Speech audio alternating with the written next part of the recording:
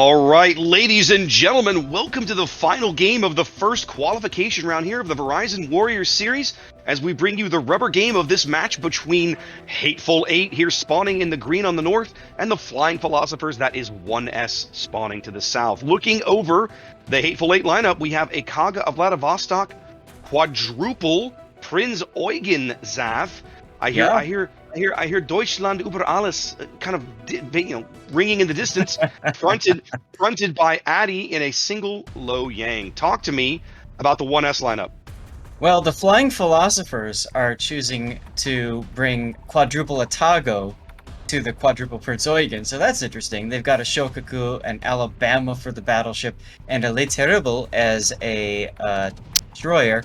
It's interesting the choice of the Le Terrible because the Lu Yang, of course, is really good for locking down a cap with Hydro and all that. So if you're going to take a Le Terrible, in my opinion, you're going to send it on the off cap. But Flying Philosophers are doing the opposite. They're sending it to A right now.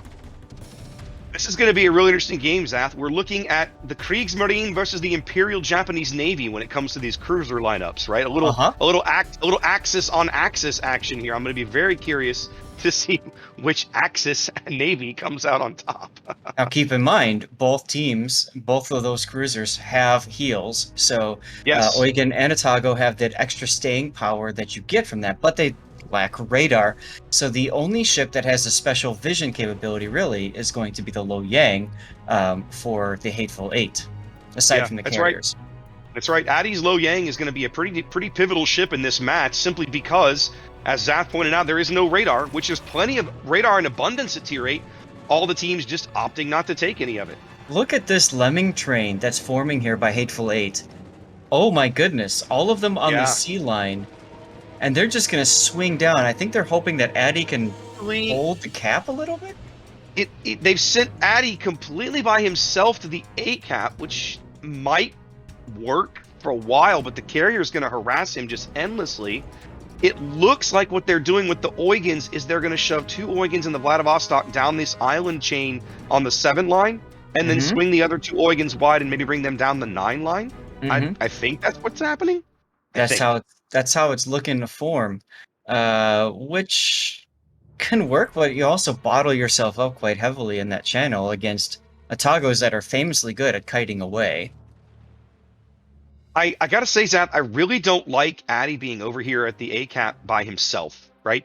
With a carrier in the game, if it's just Addy and no carrier, he could make this work.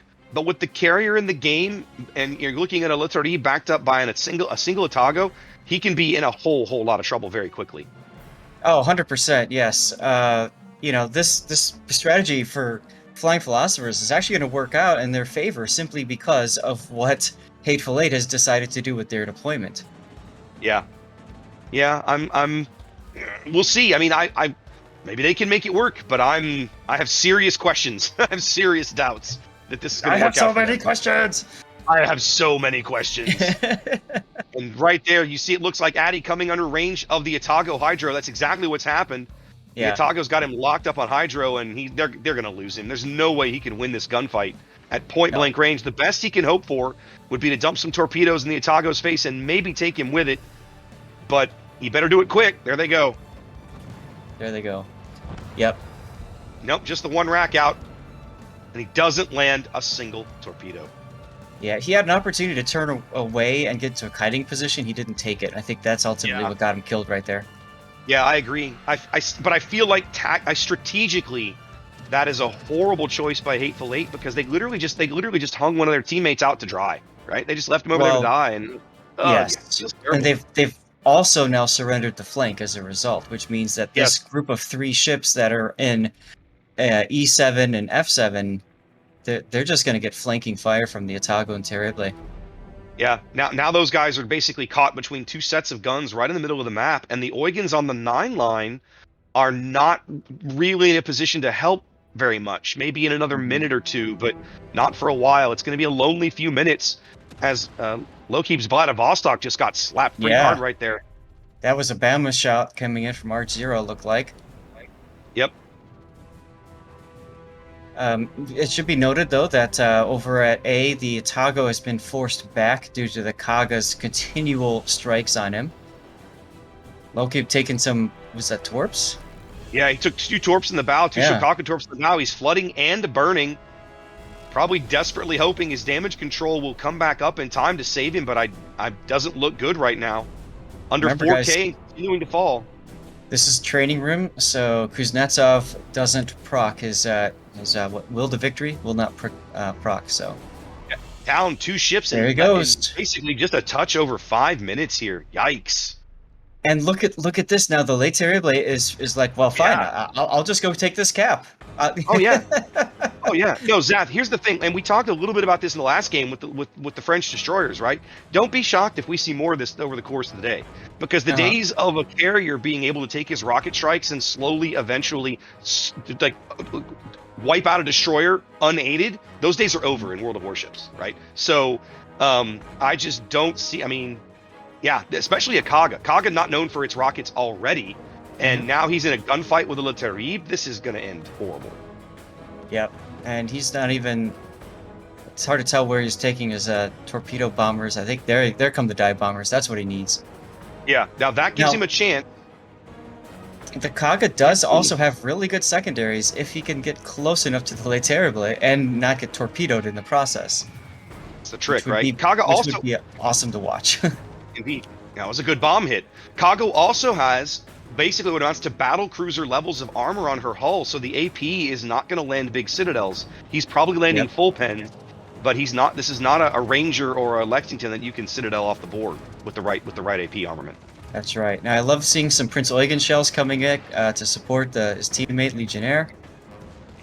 Yeah, it still feels like it's just too late. The Kaga's secondaries are starting to pop off. There's the secondaries.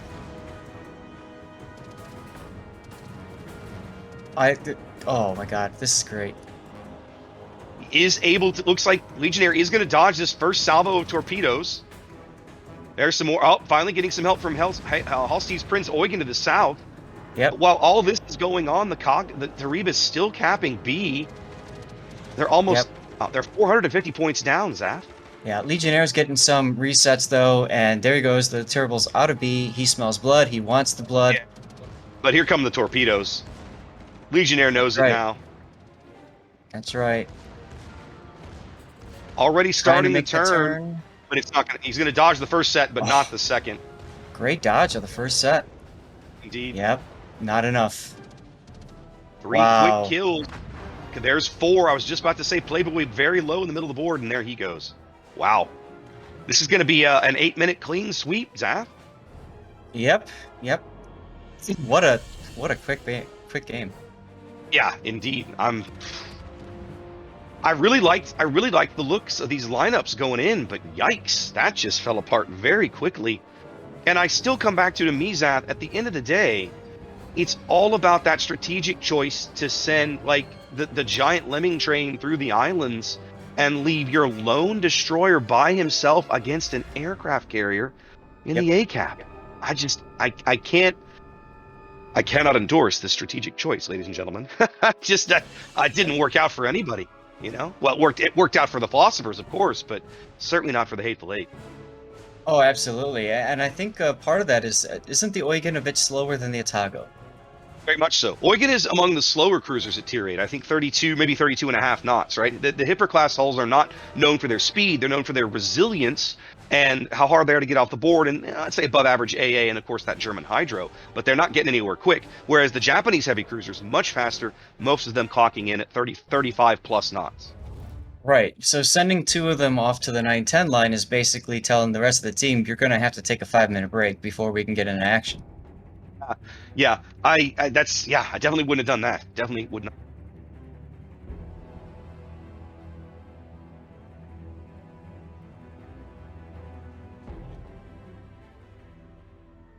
And welcome back. Congratulations to the Flying Philosophers with a very strong showing and interesting lineup here. So plenty for us to actually discuss here with Duke. So Duke, how do you feel about the lineups? The team's just going for like, we just picked one cruiser and many of them. I love them. I think that's probably some of the most fun that you can actually have is spamming ships like that. It's maybe not the most effective, but definitely one of the funnest ways to play the game. Hipper and Atago, Prince Eugen and Atago especially are very fun ships, I think. Yes, and I don't think that picking the Prince Eugen train, like picking the Prince Eugens was the problem. Doing the Eugen train was the actual problem for the Hateful Eight. Throwing everything into basically one strategy of like, hey, let's just take all of our Eugens and kind of push them on one flank. And let the Lo Yang just handle the other flank. He will just have to, hold on to this all by himself. And good luck to you, buddy. No pressure. Yeah, I wonder if maybe the Lo Yang decided he wanted to throw his ship away so he could see what was going on and coach his teammates through it. No. Like how to quickly go into FC position, exactly. But yeah, I think ultimately, yeah, the cost of that Prince Eugen train was probably the two Eugens and the Vladivostok that pushed up the middle. I think they pushed too early. They didn't wait for their Eugens on the flank to get into position, and because of that, they were able to be focused down. And yeah, that's what happens when 4 Atagos face 4 Eugens. Yeah, that's the thing. I mean, if you want to push, you really have to make sure that it's basically unstoppable. It's okay if you want to throw everything onto one flank, but that flank has to really steamroll what the enemy is going to put there to defend it. But they weren't really able to do this. If we go back in time, actually looking at Celts versus IFHE, we saw very well what a team with a little bit of superior force but applying that very well to push a flank can achieve, to kind of make that flank crumble. But that didn't really materialize here. And I also feel like something that I usually tell Conway to do when it comes to like playing DDs is if you go nose in into a cap, you don't give yourself the room to actually kite away. And I think Eddie might have actually survived this. I mean, playing against the Terrible and the Lo Yang, there's a very big speed difference. So you're not going to be able to run away for such a long time, but you have a concealment advantage. So you could have at least, seen that, okay, this is not going to work out. I might have to run away. But I loved how the philosophers actually just said, you know what? There is a Lo Yang, we have a Le Terrible, we have an Atago with Hydro. Let's just push. It might have played out differently if they would have been a little bit too shy, but they were just like, no, yeah, this cap is ours. You get out of here. And they managed to take it down. And that was kind of the game falling apart for the Hateful Eight. Yeah, and that's, something you might try in King of the Sea is put 1 or 2 ships on a flank and try and convince the other team that it might be dangerous. But in this tournament format, of course, with aircraft carriers, the opposing team was able to identify where all the ship's positions were and was able to say, yes, this Lo Yang is alone, so let's just push this Atago and Terrible right into it. Yeah, absolutely. That's the big point about vision in the game, right? Being able to know what you're going to be facing. And yeah, in most situations that you will see in tournaments, it's usually easier to defend as soon as you have an advantage. The interesting part for me is like, because I usually do, I take my notes when I see the teams, and I like to do every few minutes to just check okay, in terms of HP and in terms of points, where do teams stand? And after 6 minutes into the battle, there wasn't a huge HP difference. It was only 20,000 HP, like 250 to 270k, but the points difference was 300k. You could see that decision to not have the Lo Yang supported made a huge difference in having points compared to how much HP the teams had. So the whole using of HP didn't really work out for the Hateful Eight that well. And the Flying Philosophers won this one, very well deserved, and are now going to advance to the next stage. And of course, we have more matches coming up. So Mr. Conway, please show us the next 2 teams that are going to be playing against each other. As far as I know, it's going to be Small Boat Navy versus Sharpshooters. There we go. And we see now a very different bans here. Actually, for the first time, I see a Vladivostok ban. We see a Tallinn ban, and Tone and Kaga. So Vladivostok is a ship we talked about earlier a bit, which is a great pick for this tournament, right? In terms of what the Vladivostok can do. But what do you think about banning the Tallinn versus Chapayev? They're similar in that they both have the 12-kilometer radar and very good stealth, and so they're able to exert a lot of control on the map. But Chapayev does have significantly better damage output than the Tallinn. And unlike Petropavlovsk, Tallinn doesn't have that very, very difficult armor to chew through. So maybe maybe SBN knows something that I don't, but I think I would generally prefer to ban Chapiev. But we'll see. Talon ban may be a strategic ban, and it may just have been a ship that they struggled a lot with, because it can still be pretty difficult to get it out of hard positions. Yes, and what we've seen actually in this tournament setup, that there wasn't a significant amount of radar ships per side, but many teams actually picking other ships, usually due to having ACV to provide that extra spotting and being able to rather leverage the firepower of other ships, right, or other aspects that you would like to get. And with the warships, you usually have a lot of different traits that each of the ships have, right? And if you have radar, you will have something the ship is not that good in. And Right. that's always the decision of a team, right? Like, what kind of ship do we want to bring for what reason, and then get the most out of it. Yeah. And I think it's worth mentioning at tier 8 in particular, because only a few premium ships have heals available to them.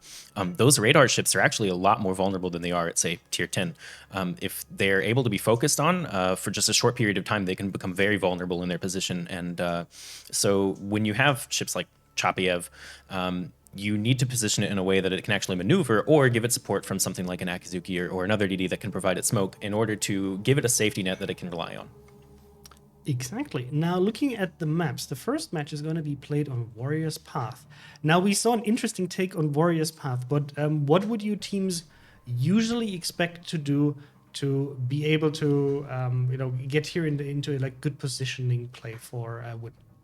So I think on Warrior's Path, the maybe most common strategy you might see would be putting a light kiting force on A that could contest if need be, but is also able to just slow down the enemy as much as possible. And then you're going to want to set up a strong positions on B and C. So for Warrior's Path, I really think timing of pushes is of course, it's always important on many maps, but Warrior's Path in particular, the way the layout is set, the timing is so imperative, because the islands that exist on this map can block so much of your angles of fire until you get to a very certain position in the game. So I think we're going to see teams probably either be very aggressive on BC, like we saw with the Prince Eugen train, or they'll try to set up very sturdy positions that are going to be difficult to be pushed out, but also give them an opportunity to make a play on that flank as well. And the interesting thing is, if you take a look at how the caps are actually distributed, it's very different to what you see, for example, in King of the Sea. So the teams are going to be positioning very differently. And never forget that this is tier 8. The ranges are not the same as, for example, on tier 10, where you can position and counter position very differently compared to, for example, tier 8. So yeah, I'm also going to be, I'm very, very curious to see how teams are going to be deploying here, and how they want to kind of get their hands on A without paying too much in terms of HP, and kind of stay with that cap for a long time. The matches that we've seen, for example, in the beginning of this tournament day, we saw Celts take caps very early on, but they paid such a big price for trying to hold on to these caps that it kind of cost them the game. So it's always about finding that balance here for each of the teams. Now, I think the teams are slowly but steadily readying up. And while we wait for them, just a reminder, because I saw some questions regarding Twitch drops. So for Twitch drops, what you have to do to make them work is, if you're new to this and you haven't done this before, you have to link your account. You can do this if you just head to your regional World of Warships portal. Like if you're EU player, go to World of Warships EU. If you're, for example, a player from NA, you go to worldofwarships.com. You head into your account management, and there you just link the account, like your wargaming account where you would like to get the rewards, with your Twitch account.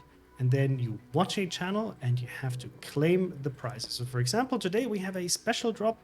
After 150 minutes of watching, you will get an additional Twitch drops container. And then all you have to do is click that claim button. And once you log into the game after claiming this, so if you're already logged in, you will have to relog. Sorry, that's how the way it works. You will get that Twitch drop in your account, and you can just open that container. So very straightforward. If you want to see the progress, actually, there was an upgrade from Twitch's side for the system. You can see the progress in your drops inventory that you can find on Twitch. If you head to your profile and there's something called drops inventory, you click on it and you can just press F5 to see the latest status upgrade there. Okay, so now that we got this covered, we have the match starting. So quickly, Duke, who do you think is going to take this one? Quickly, well, I think I'm going to put my money on Small Boat Navy. They actually won all the matches that they played in the training, and so I'm looking forward to seeing how they perform. Okay, I trust you guys here. Chat, let us know who you think is going to win this match, and then we'll hand it over to the casters. And I wish you a very, very great and interesting match. See you on the other side.